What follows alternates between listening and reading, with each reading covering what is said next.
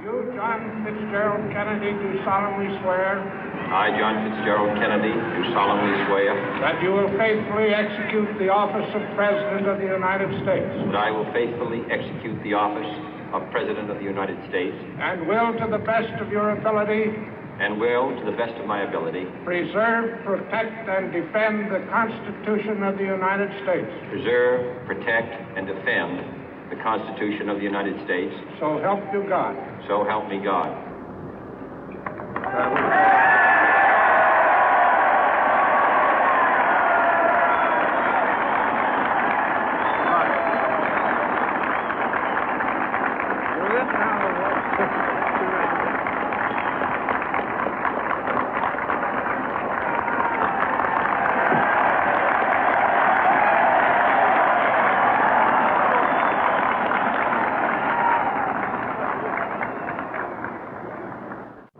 Vice President Johnson, Mr. Speaker, Mr. Chief Justice, President Eisenhower, Vice President Nixon, President Truman, Reverend clergy, fellow citizens. We observe today not a victory of party, but a celebration of freedom, symbolizing an end as well as a beginning, signifying renewal as well as change. For I have sworn before you and Almighty God the same solemn oath our forebears prescribed nearly a century and 3/4 ago.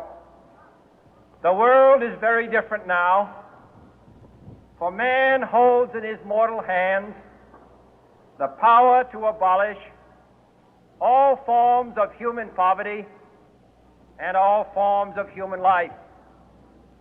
And yet the same revolutionary beliefs for which our forebears fought are still at issue around the globe.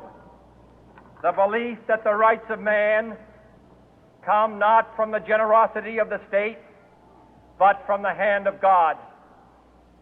We dare not forget today that we are the heirs of that first revolution.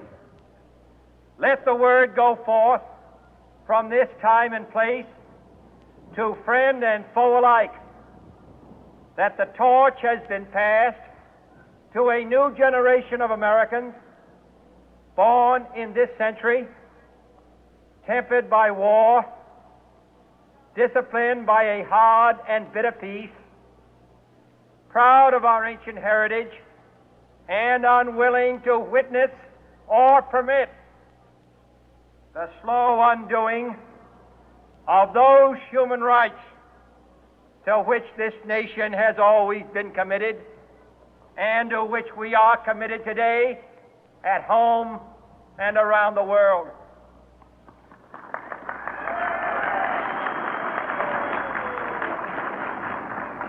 Let every nation know, whether it wishes us well or ill, that we shall pay any price, bear any burden, meet any hardship, support any friend, oppose any foe to assure the survival and the success of liberty.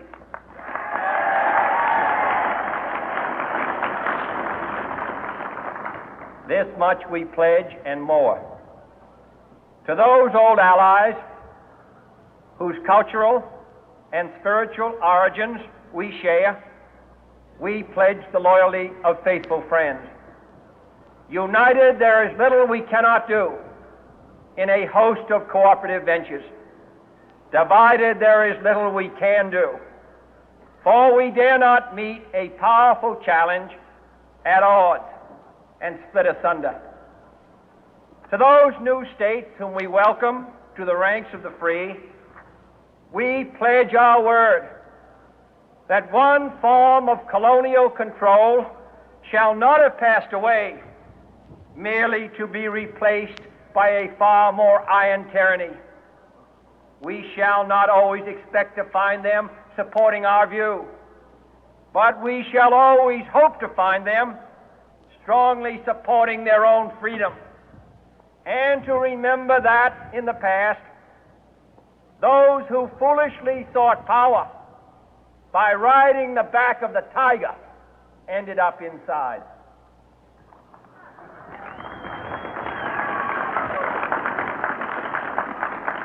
To those people in the huts and villages of half the globe struggling to break the bonds of mass misery, we pledge our best efforts to help them help themselves for whatever period is required, not because the communists may be doing it, not because we seek their votes, but because it is right. If a free society cannot help the many who are poor, it cannot save the few who are rich.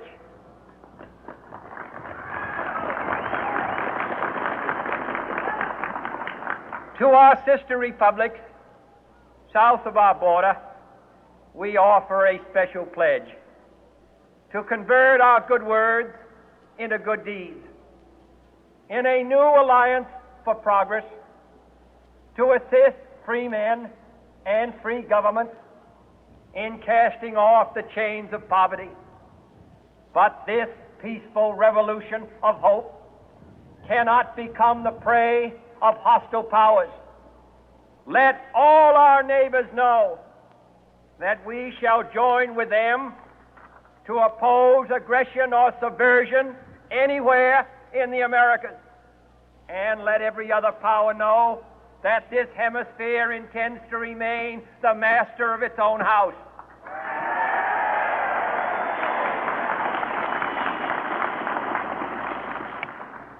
To that World Assembly of Sovereign States, the United Nations, our last best hope, in an age where the instruments of war have far outpaced the instruments of peace, we renew our pledge of support to prevent it from becoming merely a forum for invective, to strengthen its shield of the new and the weak, and to enlarge the area in which its writ may run.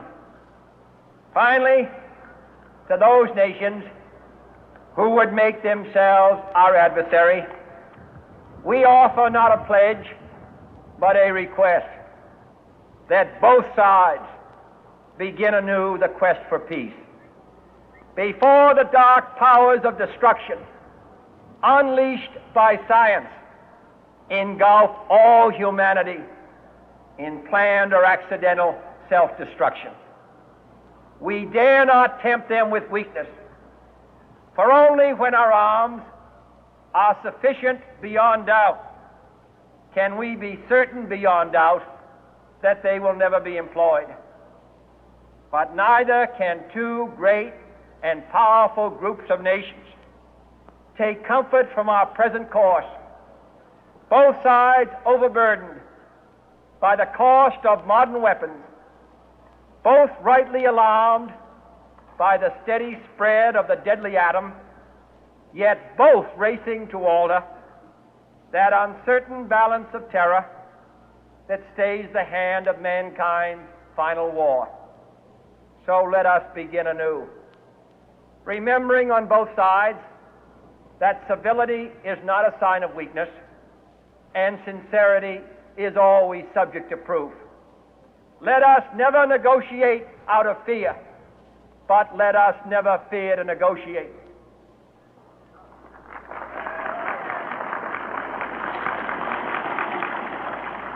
Let both sides explore what problems unite us, instead of belaboring those problems which divide us.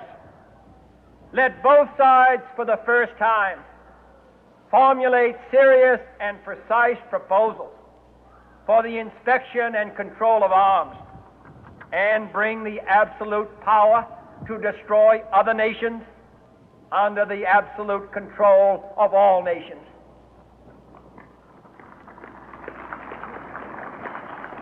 Let both sides seek to invoke the wonders of science instead of its terrors. Together, let us explore the stars, conquer the deserts, eradicate disease, tap the ocean depth, and encourage the arts and commerce. Let both sides unite to heed in all corners of the earth the command of Isaiah to undo the heavy burden and let the oppressed go free. And if a beachhead of cooperation may push back the jungle of suspicion, let both sides join in creating a new endeavor, not a new balance of power, but a new world of law, where the strong are just, and the weak secure, and the peace preserved. All this will not be finished in the first 100 days, nor will it be finished in the first 1,000 days, nor in the life of this administration, nor even perhaps in our lifetime on this planet. But let us begin.